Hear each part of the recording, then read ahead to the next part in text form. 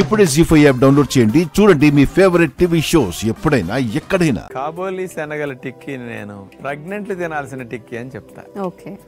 Folic acid rich కాబోలి శనగలు. అందుకని నాటు శనగల కంటే కాబోలి శనగలో ఇది స్పెషల్ గా ఎక్కువ ఉంది అన్నమాట. డబుల్ ఉంటుంది నాటు శనగల కంటే కాబోలిలో ఫోలిక్ యాసిడ్. మన బాడీకి 400 మైక్రోగ్రామ్స్ కావాలి, గర్భవతులకి 600 మైక్రోగ్రామ్స్ 700 కావాలి ఫోలిక్ యాసిడ్. 100 గ్రాముల కాబోలి శనగలు 550 మైక్రోగ్రాముల పైన ఉంటుంది అన్నమాట. అందుకని ఇలాంటి కాబోలి శనగల్ని నానపెట్టి ఉడకబెట్టి అందులో కొంచెం టేస్ట్ కోసం మనం వేయాల్సిన మసాలా దినుసులు కొద్దిగేసి దాన్ని నాన్ స్టిక్ లో కాలిస్తే పిల్లలు తిన్నా, గర్భవతులు తిన్నా, బాలింతలు తిన్నా చాలా మంచిది అన్నమాట.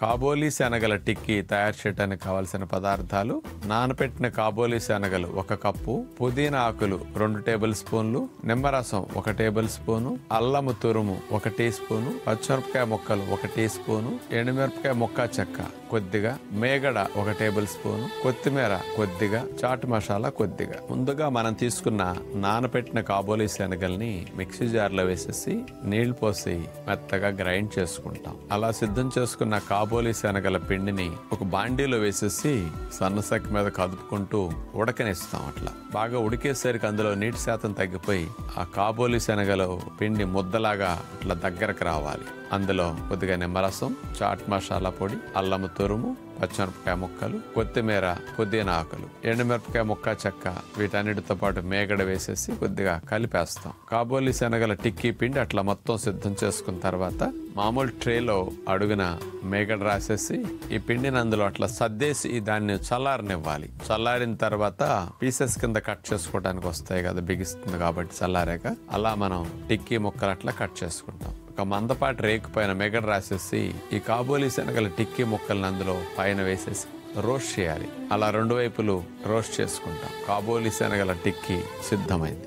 గర్భం వచ్చిన తర్వాత అండి ఒక 9 వారాల్లోనే అది అమ్మాయి అని డిసైడ్ అయిపోయిన దగ్గర నుంచి లోపల పెరగబోయేది ఆడ శిశువు అని తెలిసిన తర్వాత 9వ వారానికే ఎగ్స్ పుట్టడం స్టార్ట్ అవుతాయి. ఆ పిండంలోనే అండం స్టార్ట్ అయిపోతుంది.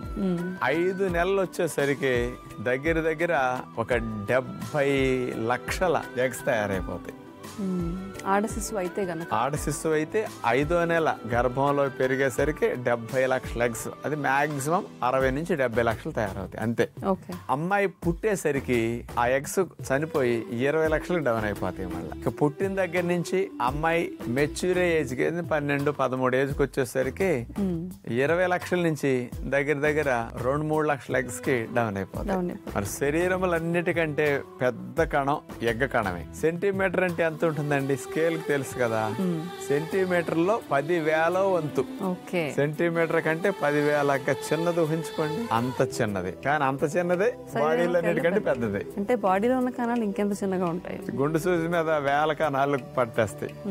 అది దీంతో పోలిస్తే వీరి కణం 20 రెట్లు ఇంకా చిన్నది. ఒక్కసారి ఆడవారికి ఎగ్ రిలీజ్ అయిందంటే అది 24 గంటల నుంచి దగ్గర 48 గంటల లోపు అది గనక ఫలదీకరణం చెందకపోతే నాశనం. ఆడవారికి ఋతుక్రమమైన 12 రోజుల నుంచి 16-18 రోజుల మధ్యలో ఎగ్స్ విడుదలవుతూ ఉంటాయి. ఒకసారి ఋతుక్రమం సమయంలో నెలలో 5-6 ఎగ్స్ మెచ్యూర్ అవుతాయండి. ఈ 5-6 ఎగ్స్ లో ది బెస్ట్ ఒకదాన్నే సెలెక్ట్ చేసి ఫెలోపియన్ ట్యూబ్ లోకి గర్భధారణ కోసం పంపుతుంది. ఆ సమయంలో కరెక్ట్ గా హెల్దీ వీర్య కణాలు వస్తే గర్భం వస్తుంది. లేకపోతే ఈవిడ ఎగ్ వెళుతుంది, ఆయనకి వీర్య కణాలు రాకపోతే వేస్ట్. ఆయనకి వీర్య కణాలు మంచి వచ్చినా ఎగ్ క్వాలిటీ లేదనుకోండి, గర్భం రాదు, వేస్ట్ అయిపోతాయి.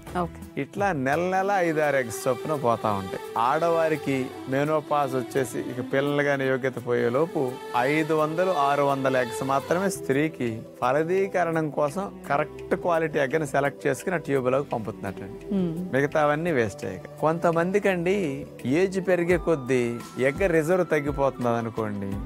5-6 బదులు 3-4 ఎగ్సే మెచ్యూర్ అవుతాయి రిజర్వ్ లేకపోతే.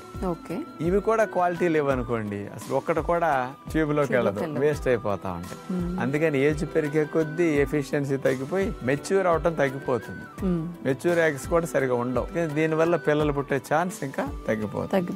ఎగ్ క్వాలిటీని మరి AMH లెవెల్ కూడా చెప్తుంటుంది అనమాట. అందుకని AMH సరిగా ఉంటే ఎగ్ క్వాలిటీ బాగున్నట్టు. AMH సరిగా లేదనుకోండి ఎగ్ క్వాలిటీ బాగోలేదని తెలిసిపోతుంది అనమాట. మన న్యాచురోపతి విధానం ఫాలో అయితే ఎగ్ క్వాలిటీ 2-3 నెలల్లోనే పెరుగుతుంది.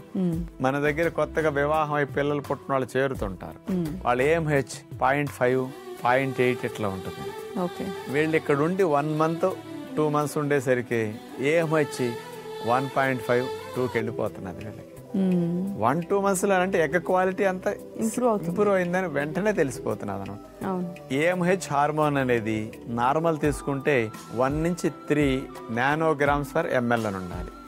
వీళ్ళకి ఇంకా బాగా తక్కువ వాళ్ళు కూడా ఉంటారు. 1 month లోనే నార్మల్ అవుతున్నది అంటే ఊహించుకోండి ఒకసారి. అందుకని మామూలుగా AMHకి మార్పు రాదని అందరు నిరుత్సాహపడతారు. డైట్ ఇంప్రూవ్ చేస్తుందని మనం ప్రాక్టికల్ ప్రూవ్ చేస్తాం, సైంటిఫిక్ గా కూడా ప్రూవ్ అయిన విషయాలు చూపించాం వీళ్ళకి. చివరిగా ఇంకొక విషయం అమ్మా, ఆడవారికి 2 ఓవరీస్ ఉంటాయి.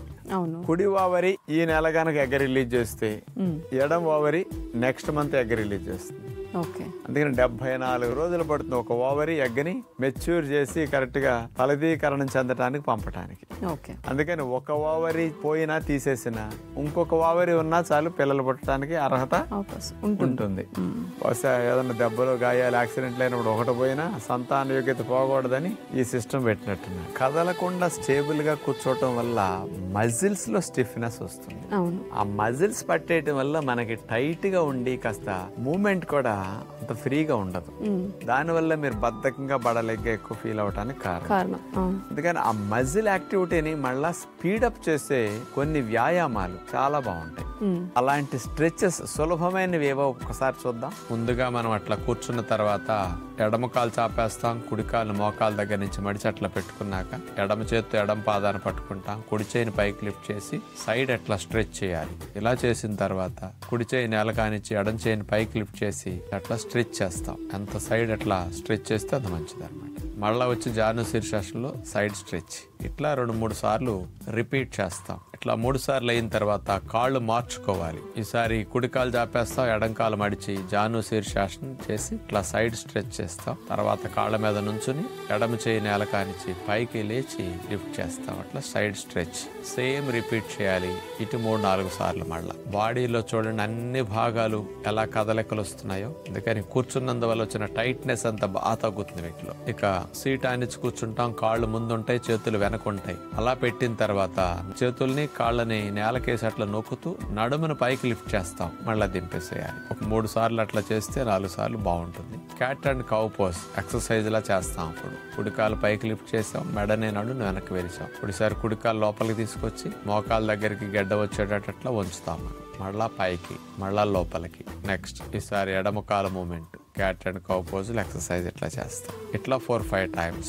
ఆ తర్వాత వజ్రాసనంలో కూర్చుని కుడి చేయి వెనక పెట్టేస్తాం, గోమోకాసనంలో పెట్టినట్టు. ఎడమ చేతితో కుడి మోక చేతిని పట్టుకుని అట్లా సైడ్కి లాగాలి. ఆ షోల్డర్ జాయింట్ స్టిఫ్నెస్ బాగా తగ్గుతుంది అనమాట.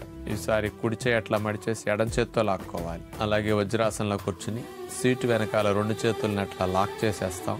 ఆ తర్వాత నుంచి 2 చేతులు కలిపేసి సైడ్కి కుడివైపుకి గుప్పడి తీసుకెళ్లి సైడ్కి ట్విస్ట్ చేయాలి నడుము. ఈసారి ఎడం వైపుకి తీసుకెళ్తాం, కుడివైపుకి నడుము ట్విస్ట్ చేస్తాం. మళ్ళీ స్ట్రైట్ గా చాపేసి ఈసారి కుడివైపుకి, మళ్ళీ స్ట్రైట్ గా చాపి మళ్ళీ ఎడం వైపు. జీ5 యాప్ డౌన్లోడ్ చేసి అన్ని ఎపిసోడ్స్ పూర్తి ఉచితంగా చూడండి.